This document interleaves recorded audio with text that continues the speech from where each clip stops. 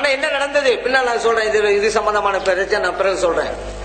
இப்ப இது போன்று இவர்கள் உண்மையிலேயே விவாதம் செய்ய தயாராக இருக்கவில்லை. நாங்கள் புறப்பட்டு கூப்பிட்டுக் கொண்டே இருக்கிறோம், அழைப்புகள் விடுக்கிறோம், வேண்டுமானால் விவாதத்துக்கு எப்போது வேண்டுமானால் வரட்டும், நாங்கள் தயார்.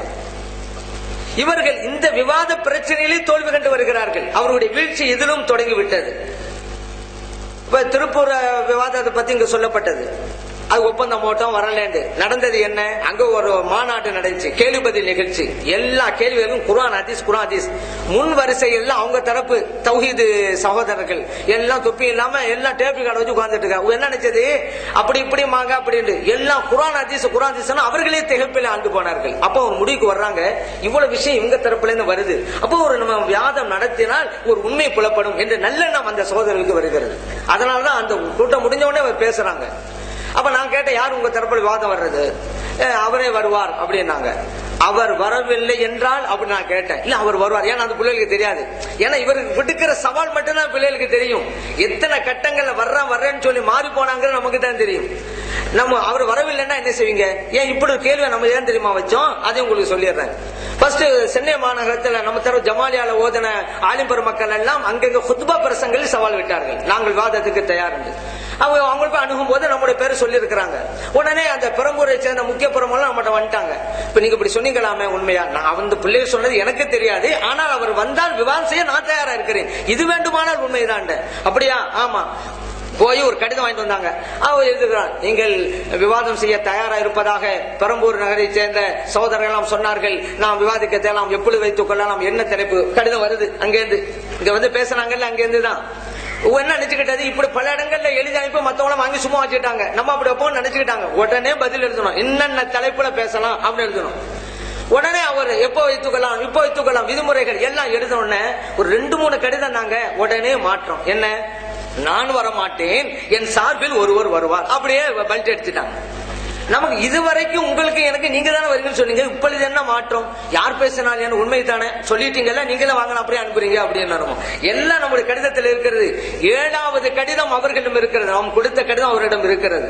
இன்றை வரைக்கும் பதில் வரவில்லை. நம்ம சொல்லியிருக்கோம், வந்தால் நீங்கள் வர வேண்டும், வேறு யார் வந்தால் வாதம் கிடையாது. ஏன் பிரச்சனை? நம்ம 2 பேருக்கு மத்தியில் திடீரென்று ஏன் மாற வேண்டும்? அவங்க நம்ம கூட வாதம் செய்யறதா இருந்தா அங்க பாருங்க இங்க பாருங்க பிடிக்கவும் தேவையில்லை. நம்ம கொடுத்துருவா கடிதம், அதுக்கு பதில் எழுதிட்டா போதும். நீங்க கொடுத்த கடிதத்துக்கு நான் பதில் எழுதுறேன், நீங்க வாதம் வாங்கன்னு சொன்னா போதும், எழுதினா போதும், நம்ம உடனே அனுப்ப தயார், நாமே செல்ல தயார். என்ன எப்பொழுதும் நாம் தயாரா இருக்கிறோம். ஆனா வெளியே என்ன சொல்றது? அங்க வந்தாக்க அங்க கேளுங்க, இங்க வந்து ஏங்க கேட்க சொல்றீங்க? என்னமோ நம்ம எங்க பேசிவிட எங்க போறோம் மாதிரி. அவர்கள் இருக்கிற சென்னை மாநகரத்தில் நம்ம இருக்கிறோம். என்னமோ அங்க போனா அங்க கேளுங்க, ஏன் கேட்கணும்? அங்கேயும் கேட்கணும். நான் சென்னையில தானே இருக்கிறேன், வந்து பேச வேண்டியதானே? நான் கொடுத்த கடிதம் தான் இருக்குதுல, ஒரு லெட்டர் போட்டா போதுமே. ஆகவே அவர்கள் தெளிவாக இருக்கிறார்கள், விவாதம் செய்வதில்லை என்பது அந்த விஷயத்துல. ஆனா அந்த பாவம் அந்த இளைஞர்களுக்கு அதெல்லாம் தெரியுதில்லை. இப்ப நம்ம தான் வரல என்று அவங்களுக்கு அறியாமையால் போதிக்கப்பட்டிருக்கிறது, அதுதான் உண்மை. சரி, இப்ப இந்த வருஷத்தினாலதான் இப்ப திடீர்னு பல்ட் அடிச்சுட்டாருல, அதனாலதான் நம்ம அங்க திருப்பூர்ல கேட்டோம், அவர் தான் வருவார்னு அந்த பிள்ளைகளும் சொன்னாங்க. பாவம், அப்ப அவர் வரவில்லை ஆனால் என்ன அப்படின்னோம்.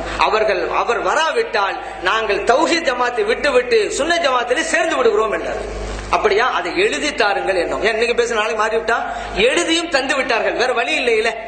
அப்போ ஒரே ஒரு சலுகை கேட்டார்கள், இந்த ஒப்பந்தத்துக்கு மட்டும் அவர் வராம வேற ஆள் வந்தா பரவாயில்லையாண்டாங்க. நாம பெருந்தன்மையோடு ஏன்டா அப்படி விட்டோம்னு இப்பதான் தெரியுது நமக்கு. பெருந்தன்மை அப்படின்னா பரவாயில்லை, ஒப்பந்தம் யார் வேணா அவர் பட்டோம், ஆனா அவருடைய கடிதத்தை கொண்டு வர வேண்டும்.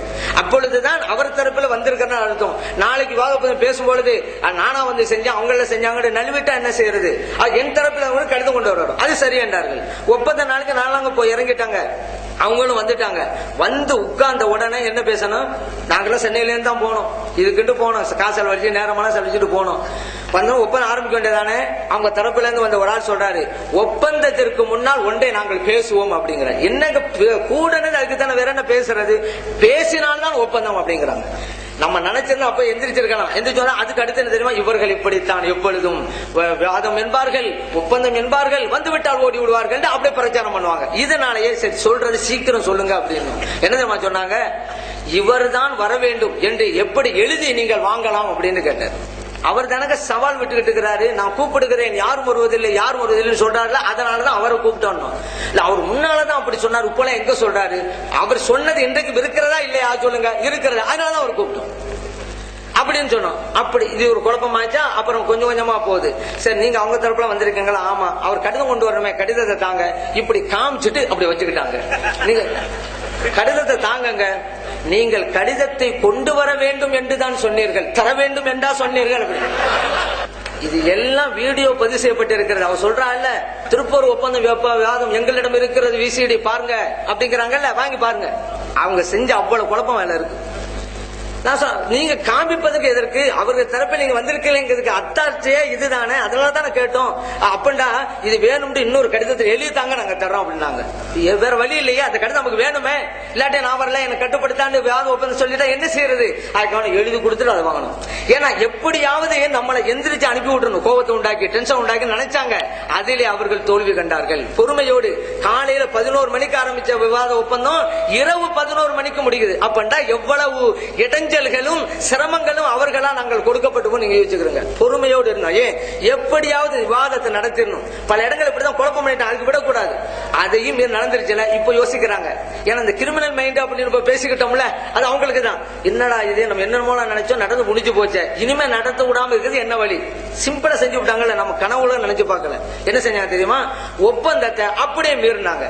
ஒப்பந்தத்தில் உள்ள விஷயங்கள் அவங்க தரப்புல 3 பேர், நம்ம தரப்புல 3 பேர். ஆட்களுடைய பெயர்கள் எல்லாம் எழுதிட்டோம். அந்த ஒப்பந்த படிவம் நம்மகிட்ட இருக்குது, எழுத்து வடிவிலும் இருக்கிறது, கேசட்லயும் இருக்குது.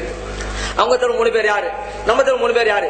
இந்த 6 பேர் தான் அரங்கம் முடிக்கணும், விளம்பரத்துக்குள்ள வேலைகள் செய்யணும், அரங்கத்துக்குள்ள பணிகளை எல்லாம் இவர்களுடைய பொறுப்பு அப்படி என்று 6 பேரை நியமிச்சாங்க. என்ன செய்யணும்? இந்த 6 பேர் தானே போனேன், நம்ம 3 பேரும் கூப்பிடவே இல்லை. அவ்வளவு தரப்புல போய் அவ்வளவு இஷ்டத்து ஒரு அரங்கத்தை பிடிச்சுக்கிட்டு நம்ம ஏன் 2 தரப்பு வேணும்? அப்பதான் ஆளுமை இருக்கும். ஒரு தரப்பு மட்டும் ஒரு அரங்கத்தை பிடிச்சான்னு வைங்கள, அவங்களோட ஆளுமை தான் இருக்கும். நம்ம உள்ளுக்கு போவோம், நீங்க அங்க உட்காருங்க, நம்ம உட்காரணும். அங்க எந்திரி, ஏன்னா அவங்களுடைய பில்டிங் அவங்களுடைய ஹாலாச்ச. அதனாலதான் சொன்னோம், இருவருக்கும் அங்கே சமபங்கு வேண்டும். அப்பதான் நம்முடைய ஆதிக்கம் அங்க இருக்கும். அதனாலதான் இப்படி சொன்னோம். ஆனா என்ன செஞ்சாங்க? அவங்களே போய் ஒரு அரங்கத்தை பிடிச்சிட்டு ஒரு விளம்பரத்தையும் போட்டாங்க. விளம்பரத்தில் என்ன தெரியுமா கொடுமை? இதுக்குள்ள அந்த காரைக்கால அவங்க போட்ட நோட்டீஸ்ல அதெல்லாம் இருக்குது. விளம்பரத்தை அந்த 4 தலைப்பு என்ன அப்படிங்கறது இருக்குது. ஜியாரத்து, மதுஹப். அந்த ஜியாரத்தில் இவங்க கொடுத்த தலைப்பு என்ன தெரியுமா? தர்கா வழிபாடு. விவாதம் நடைபெறும் நோட்டீஸ் போடுறாங்களாம். அதுல என்ன? தர்கா வழிபாடு. அந்த ஒப்பந்தத்தில் எழுதியிருக்கிறோம், விளம்பரம் செய்ய வேண்டும், மற்ற அணியினரின் ஆட்சேபத்துக்குரிய வாசகம் இருக்கக்கூடாது என்பது அந்த ஒப்பந்த படிவத்தில் இன்றைக்கும் நீங்க பார்க்கலாம். எங்கிட்ட இருக்குது, வேண்டுமான காட்டுறேன். ஆட்சேபர் வாசம் இருக்க கூடாது இருக்குது. என்ன விளம்பரம் போறாங்க? தர்கா வழிபாடு. அப்படின்னா என்னவா? தர்கா வழிபாட்டை நம்ம ஆதரிச்சு பேசுற மாதிரியும் அவங்க எல்லாம் எதுக்குற மாதிரியும் தவறான ஒரு கருத்தை மக்களும் திருப்புறாங்க. வேணும்டே ஏன்? அப்பதானே ஒப்பந்தத்தை மீறலாம். அடுத்து என்ன விஷயமா? அவங்க தரப்புல 200 பேர், நம்ம தரப்புல 200 பேர். சிலிப்பு யார்? நம்ம தரப்பு 200 பேருக்கு நம்ம சிலிப்பு கொடுப்போம். அது உள்ளவங்க தான் உள்ளுக்கு போகணும். அவங்க தரப்பு அப்படித்தான். அப்ப குறிப்பிட்ட நபர்கள் தான் வர வேண்டும் என்பது ஒப்பந்தத்தில் இருக்கு. இவங்க நோட்டீஸ் எப்படி தெரியுமா அடித்தாங்க?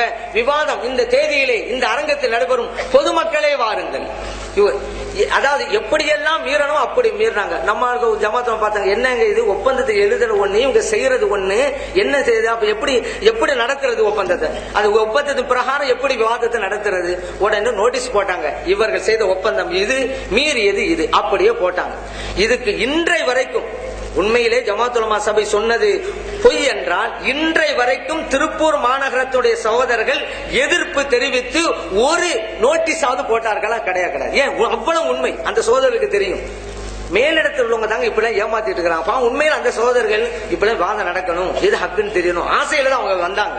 அதை இவங்க குழப்பி விட்டாங்க.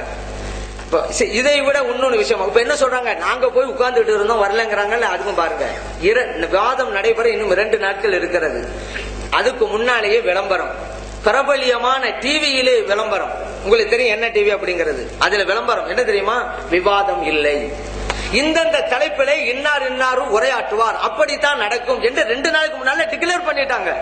ஏன் இவ்வளவுக்கும் பிறகும் நான் போய் இறங்கிட்டா என்ன செய்யறது? ஏன் போய் நம்ம போறவங்க, நாங்க 2 நாளைக்கு முன்னாடி வாதம் விளையாட்டோம், ஏன் வந்தீங்க அப்படி நம்மள கேட்கலாம்ல. இதுக்கா வேண்டிய என்ன செய்யறாங்க? விவாதம் என்பதே கிடையாதுன்ட்டாங்க 2 நாளைக்கு முன்னால. உலகம் முழுவதும் பார்க்கப்பட்டு இருக்கிறது. இன்னைக்கு என்ன சொல்ற பொய் சொல்றாங்க? நாங்க போய் உட்கார்ந்துட்டு இருந்தோம், இவங்க எல்லாம் வரல. எவ்வளவு ஒரு பொய்! விவாதம் இல்லைன்னு சொல்லிவிட்டு 2 நாளைக்கு முன்னால கூட்டம் தான் நடக்கும் சொல்லிவிட்டு அப்புறம் எப்படி எதிர்பார்த்தீங்க நீங்க? சரி, இவ்வளவு இன்னொரு விஷயத்தையும் சொல்றேன். அந்த விவாத ஒப்பந்தத்தில் அவர்கள் தரப்பில் யார் பேச வேண்டும் என்பதை நம்ம எழுதி வாங்கிட்டோம்ல, அதை எழுதுறோம். இன்னார் வர வேண்டும். உங்களுக்கு தெரியும் யார் இன்னார். அவரை சார்ந்தவர் யார் வேணாலும் இருக்கணும், பிரச்சனை கிடையாது. எங்க தரப்புல நான் சொன்னேன் ஏன் பேரை போடுங்க, ஏன்னா ஜமாத்துல் உலமா சபை என்னதான் முன்னிட்டு போடுங்க, உங்க பேரை நாங்க போட மாட்டோம். வேண்டுமானா அந்த கேசட்டை எடுத்து பாருங்கள். ஆனா இங்க என்ன சொல்லப்படுது, அவர் சவால் விட்டார், வராமல் போய்விட்டார் இருக்கு. என் பேர் போட மாட்டேன். நான் சொன்னேன் யார் வேணும் வரலாம், யார் வேண்டாம் வரலாம். ஆனால் ஜமாத்துல் உலமா என்ன சொல்லி இருக்கு,